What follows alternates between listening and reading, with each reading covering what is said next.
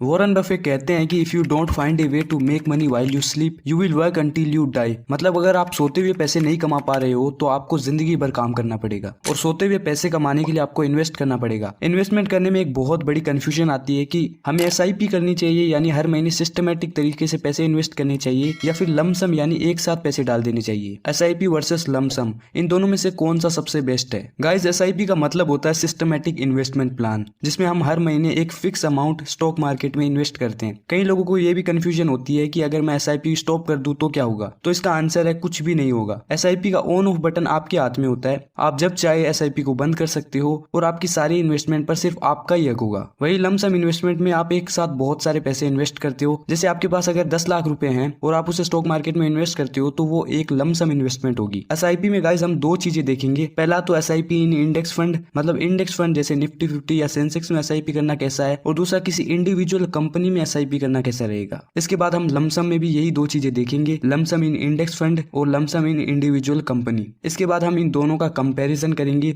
और कंक्लूड करेंगे कि कौन सा सबसे बेस्ट है। सो गाइस, सबसे पहले हम इंडेक्स फंड में एसआईपी वर्सेस लमसम दो दोस्तों के एग्जांपल से देख लेते हैं। एक का नाम है रोहन जो एक रेगुलर जॉब करता है और दूसरे का नाम है सोहन जो एक फ्रीलांसर है। रोहन जो पैसे कमा रहा है उसे कहीं अच्छी जगह इन्वेस्ट करना चाहता है, तब उसे इंडेक्स फंड में एसआईपी करने के बारे में पता चलता है। इसके बाद वो एसआईपी शुरू करने का डिसाइड करता है। इसके दो बड़े रीजंस थे। इसका पहला रीजन था कि जब एसआईपी करते हैं तो हमें मार्केट के उतार चढ़ाव से फर्क नहीं पड़ता है, क्योंकि हम हर महीने पैसे इन्वेस्ट कर रहे होते हैं। जब मार्केट ऊपर होता है, महंगा होता है, तब भी हम इन्वेस्ट कर रहे होते हैं, और जब मार्केट गिरता है और बहुत ज्यादा सस्ता हो जाता है तब भी हम इन्वेस्ट कर रहे होते हैं। इसकी वजह से जब मार्केट सस्ता होता है तो हम अपने आप ही ज्यादा इन्वेस्ट करेंगे और महंगा होगा तब अपने आप ही कम इन्वेस्टमेंट होगी। इसे एक एग्जांपल से समझते हैं। मान लीजिए एक कंपनी है एबीसी जिसकी शेयर प्राइस 100 रुपए है। हम इसमें 1000 रुपए की एसआईपी शुरू करते हैं। पहले महीने में हम इसके 10 शेयर खरीदते हैं। अगले महीने ये शेयर गिर के 50 का हो जाता है। अब हम 1000 रुपए में 20 शेयर खरीद लेते हैं। अब हमारे पास टोटल 30 शेयर्स हैं और हमने अभी तक सिर्फ 2000 रुपए इन्वेस्ट किए, इसलिए हमें जो स्टॉक पड़ा है वो 66 रुपीज का पड़ा है। इसको गाइस डॉलर कॉस्ट या रूपी कॉस्ट एवरेजिंग बोला जाता है। इसका इस्तेमाल कई इन्वेस्टर तब करते हैं जब उन्होंने जो शेयर खरीदा है वो गिरता है, तब वो और ज्यादा इन्वेस्ट करते हैं। इससे शेयर प्राइस एवरेज हो जाती है। सो रोहन का पहला रीजन यही था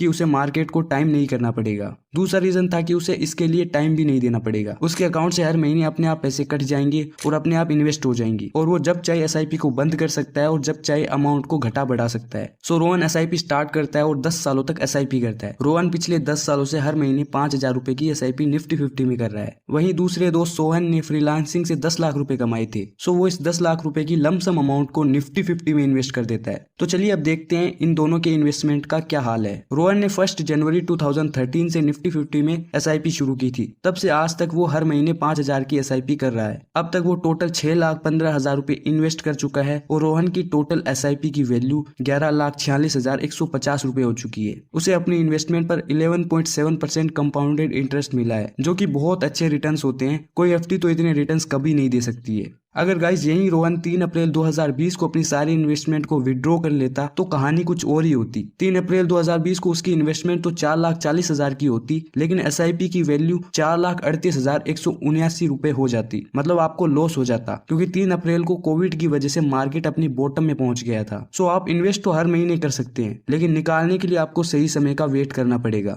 सो रोहन से हमें 2 लर्निंग्स मिलती है। पहला कि हमें राइट टाइम का वेट करना होगा। जब मार्केट के रिटर्न्स एफडी से ज्यादा हो तभी हम अपने पैसे विड्रॉ कर सकते हैं और मार्केट लॉन्ग टर्म में ऊपर ही जाता है। और दूसरी लर्निंग ये है कि हमें लोन लेकर कभी इन्वेस्ट नहीं करना चाहिए, क्योंकि हम जो पैसे यहाँ पर इन्वेस्ट करेंगे उसे किसी इमरजेंसी सिचुएशन में भी नहीं निकाल सकते, वरना हमें लॉस हो सकता है। अब गए सोहन को देखते हैं कि उसकी लमसम इन्वेस्टमेंट का क्या हुआ। सो ये निफ्टी 50 का ग्राफ है। सोहन ने 10 लाख रुपए तब इन्वेस्ट किए थे जब मार्केट अंडर वैल्यूड था, और तब सारे पैसे निकाल लिए जब मार्केट ओवर वैल्यूड हो चुका था। मतलब सस्ते में खरीदा और महंगे में बेचा। उसने 8 अप्रैल 2016 में निफ्टी 50 में 10 लाख रुपए इन्वेस्ट किए थे और 24 मार्च 2023 में अपने सारे पैसे विड्रॉ कर लिए। 8 अप्रैल 2016 को निफ्टी 50 की एनएवी 7,556 रुपए थी। सोहन को 10 लाख की इन्वेस्टमेंट पर 130 यूनिट्स मिले थे, जिनकी आज कीमत है 22,42,588 रुपए। यहाँ पर सोहन को अपने इन्वेस्टमेंट पर 12.23% का कंपाउंडेड इंटरेस्ट मिला है। गाइस, अगर यही सोहन ये इन्वेस्टमेंट तब करता जब मार्केट ओवर वैल्यूड था और तब बेचता जब मार्केट अंडर वैल्यूड था, तब उसको अपने इन्वेस्टमेंट पे बहुत बड़ा लॉस देखने को मिलता। जैसे अगर सोहन ने 20 फरवरी 2020 में इन्वेस्ट किया होता, तब अप्रैल आते आते कोविड की वजह से मार्केट गिरता है, जिससे ज्यादातर लोगों की तरह डर के मारे वो भी पैसे निकाल लेता है। तो उसके 10 लाख रुपए 6,69,122 रुपीज हो जाते। साफ शब्दों में 3,30,000 का नुकसान हो जाता। सो लमसम इन्वेस्टमेंट में आपको ये भी पता करना पड़ता है कि मार्केट अंडर वैल्यूड है या ओवर वैल्यूड। वैसे लॉन्ग टर्म के लिए अगर आप इसमें इन्वेस्टेड रहते हो तो इससे ज्यादा फर्क नहीं पड़ता है, लेकिन सस्ता खरीद कर आप अपने रिटर्न्स को कहीं ज्यादा बढ़ा सकते हो। मार्केट अंडर वैल्यूड है या ओवर वैल्यूड, इसके ऊपर हम फ्यूचर में किसी वीडियो में बात करेंगे। अब गाइज हम बात करते हैं कि इंडिविजुअल कंपनी में एसआईपी या लमसम करना कैसा है। गाइज जब हम किसी इंडिविजुअल स्टॉक में इन्वेस्ट करते हैं तब हमें यह भी ध्यान रखना पड़ता है कि वो कंपनी डूब ना जाए, क्योंकि कंपनी के साथ आपका सारा पैसा भी डूब सकता है। इंडेक्स फंड में तो इंडिया की टॉप कंपनीज होती है और बहुत सारी कंपनियों में पैसा लगा होता है। जैसे निफ्टी 50 में इंडिया की टॉप 50 कंपनियां हैं। अब ये सारी कंपनियां तो डूब नहीं सकती है, लेकिन इंडिविजुअल कंपनी में रिस्क ज्यादा होता है, लेकिन रिटर्न भी सबसे ज्यादा यही मिलता है। इंडिविजुअल कंपनी में आपको 20 से 30% कंपाउंडेड इंटरेस्ट मिल सकता है, जो कि बहुत तगड़ा रिटर्न होता है। तो सबसे पहले हमें यहाँ पर किसी अच्छे स्टॉक को चुनना पड़ेगा, जिसके लिए हमें अलग अलग स्टॉक की एनालिसिस करनी पड़ेगी। अब किसी भी स्टॉक को एनालाइज करने के लिए आपको 4 चीजें देखनी पड़ती है, जिससे हम प्रेडिक्ट कर सकते हैं कि इसकी प्राइस ऊपर जाएगी या नीचे जाएगी। पहला है फाइनेंशियल, दूसरा है बिजनेस, तीसरा है मैनेजमेंट, चौथा है वैल्यूएशन। फाइनेंशियल में हम ये देखते हैं कि कंपनी पर कर्जा कितना है, उनके पास एसेट कितने हैं, कंपनी कितना प्रॉफिट कमा रही है। दूसरा बिजनेस, इसमें हम ये देखते हैं कि कंपनी क्या काम करती है, उनके बिजनेस को अच्छे से समझना है और ये भी पता करना है कि कंपनी अपनी सेल्स और प्रॉफिट कैसे बढ़ाने वाली है। तीसरा है मैनेजमेंट, कंपनी के टॉप पोजीशन में कौन लोग हैं, क्या वो कंपनी के शेयर होल्डर्स के बेनिफिट के बारे में सोचते हैं। चौथा है वैल्यूएशन, जो कंपनी हम एनालाइज कर रहे हैं वो हमें सस्ती कीमत पर भी मिलनी चाहिए। सो हमें कंपनी का वैल्यूएशन करना पड़ेगा, जिससे हमें पता चले कि कहीं इसका स्टॉक प्राइस ज्यादा तो नहीं। अगर उसकी कीमत ज्यादा नहीं है तो आप उसे खरीद सकते हो, लेकिन फिर भी कोई गारंटी नहीं है कि स्टॉक ऊपर ही जाएगा। जैसे इंडेक्स फंड तो लॉन्ग टर्म में ऊपर ही जाएगा, लेकिन कंपनी तो डूब भी सकती है। इससे बचने के लिए हमें कम से कम 8 से 10 कंपनियों में इन्वेस्ट करना पड़ेगा, जिससे हमारा रिस्क बहुत हद तक कम हो जाता है। गाइस इंडिविजुअल कंपनी में लमसम इन्वेस्ट करना सबसे बेस्ट रहता है, क्योंकि इसमें आप सही टाइम पर कंपनी को सस्ते में खरीद रहे होते हो। सो यहाँ पर आपके रिटर्न्स एसआईपी से कहीं ज्यादा होते हैं, लेकिन रिस्क भी यहाँ पर सबसे ज्यादा होता है। और जिस तरीके से हम इंडेक्स फंड में एसआईपी करते हैं, वैसे यहाँ पर एसआईपी तो नहीं की जा सकती। इवन कई बड़े इन्वेस्टर्स भी जब कंपनी की रिसर्च करते हैं तो वो थोड़े थोड़े पैसे डालते हैं, तो